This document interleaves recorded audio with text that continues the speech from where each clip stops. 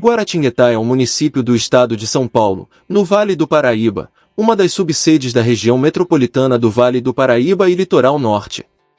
Sendo sede de unidade da FATEC, Faculdade Tecnológica, e da Escola de Especialistas de Aeronáutica, de origem tupi, a palavra Guaratinguetá significa muitas garças, pela junção de guirá, pássaro, ting, branco, garça, literalmente, pássaro branco.